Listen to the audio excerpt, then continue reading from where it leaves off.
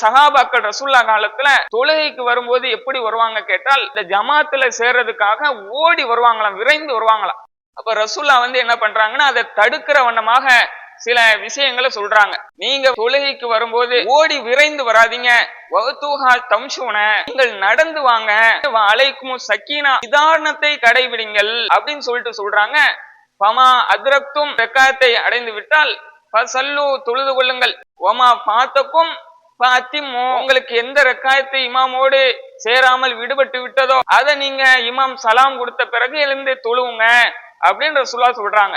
அப்ப இந்த ஹதீஸ் அடிப்படையில நம்ம என்ன விளங்குறோம் என்றால், இப்ப நம்ம ஜமாத்துக்குன்னு வர்றோம், வரும்போது ஓடி வரக்கூடாது, நடந்து வரணும், நிதானமா வரணும் என்ற விளக்கமும் இந்த ஹதீஸ்ல வருது.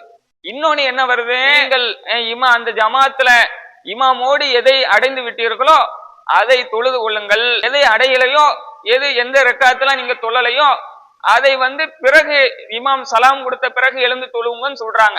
அப்ப இந்த ஹதீஸ்ல இருந்து நம்ம என்ன விளக்கம் பெறோம், நம்ம எப்போ ஜமாத்துக்கு வர்றோமோ அந்த நிலையில நம்ம தொழுது கொள்ளலாம் என்பதைத்தான் இந்த செய்தி மூலமா விளங்குறோம்.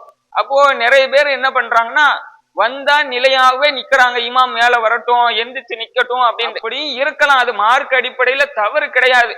ஆனால் சிறந்தது என்ன என்று கேட்டால், நாம வரும்போது இமாம் எந்த நிலையில இருக்காரோ அந்த நிலையிலேயே நம்ம அந்த தொழுகையில ஜாயின் பண்ணுவது அது சிறந்த காரியம் என்பதை இந்த செய்தி மூலமாக விளங்கிக் கொள்ளலாம். இன்னும் நீங்கள் புரிந்து கொள்வதற்கு சொல்வதாக இருந்தால், நாம இமாம் எந்த நிலையில இருக்கிறாரோ அந்த நிலையில சேர்வது நமக்கு இமாமை பின்பற்றிய ஒரு நன்மையும் கிடைக்கும். இன்னொன்னு என்ன, அது கூடுதல் சிறப்பாகவும் அமையும். இப்ப இமாம் சஜிதாவுல இருக்காரு, அப்போ நம்ம ஜாயின் பண்றோம்னு வைங்கல, நம்ம எக்ஸ்ட்ரா சஜிதா பண்ண நன்மை அல்லாஹ் தரதானே செய்வான். இமாம் அத்தையாத்துல இருக்கும்போது நம்ம ஜாயின் பண்றோம், ஓதக்கூடிய சில துவாக்கள் இருக்கு, அதெல்லாம் நம்ம ஓதுனா நமக்கு அதிகமான நன்மை தானே கிடைக்கும். அப்ப இது என்னமோ பாவம் மாதிரி இங்க உட்காரவே கூடாது, இமாம் சஜிதாவில இருந்தா நம்ம பண்ணவே கூடாது, நிலைக்கு வந்ததுக்கு அப்புறம் சேரலாம் என்ற அடிப்படையில சில பேர் இருக்காங்க. அதாவது அப்படி இல்லாம எது சிறந்தது என்பதைத்தான் நம்ம ஃபாலோ பண்ணணும். அது நம்ம கூடுதலா செய்வதனால நமக்கு நன்மை கிடைக்குமா அல்லது தீமை கிடைக்குமா என்று பார்த்து எது சிறந்தது. இமாம அத்தையாத்துல இருந்தாலும் சேர்ந்து துவா ஓதுறது நமக்கு நன்மை தான், சஜிதாவுல இருக்கும் போதே நம்ம ஜாயின் பண்றது நன்மை தான், அது அதிக நன்மையை தரும் என்று நம்ம நினைத்து அது செய்வதுதான் சிறந்தது என்பதை சொல்லிக் கொள்கிறோம்.